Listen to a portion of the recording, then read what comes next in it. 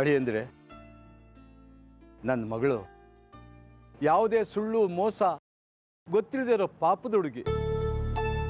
ಬೇರೆಯವರಿಗೆ ಒಳ್ಳೇದಾಗುತ್ತೆ, ಸಂತೋಷ ಸಿಗುತ್ತೆ ಅಂದರೆ ಯಾವ ಕಷ್ಟ ಬೇಕಾದರೂ ಮೈ ಮೇಲೆ ಎಳ್ಕೊತಾಳೆ.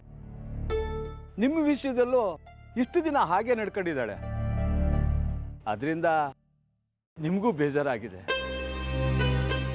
ಆದರೂ ಅವಳ ಮೇಲೆ ಪ್ರೀತಿನ ಹಾಗೆ ಇಟ್ಕೊಂಡು ಇಲ್ಲಿ ತನಕ ಬಂದಿದ್ದೀರಾ. ನಿಮ್ಮ ದೊಡ್ಡತನಕ್ಕೆ ಹೇಗೆ ಕೃತಜ್ಞತೆ ಹೇಳಬೇಕು ಅಂತ ಗೊತ್ತಾಗ್ತಾ ಇಲ್ಲ. ಕೃತಜ್ಞತೆ ಹೇಳಬೇಕಾಗಿರೋದು ನೀವಲ್ಲ ಮಾವ, ನಾನು. ಎಷ್ಟು ದಿನ ನಾನು ಎರಡೂ ಜೀವಗಳನ್ನು ಜೋಪಾನವಾಗಿ ಕಾಪಾಡಿದ್ದೀರಾ. ನಿಮ್ಮದು ದೊಡ್ಡ ಮನಸ್ಸು. ಈಗ ನೀವು ಪರ್ಮಿಷನ್ ಕೊಟ್ಟರೆ ನಾನು ಎರಡೂ ಜೀವಗಳನ್ನು ನಮ್ಮನೆ ಕರ್ಕೊಂಡು ಹೋಗ್ತೀನಿ.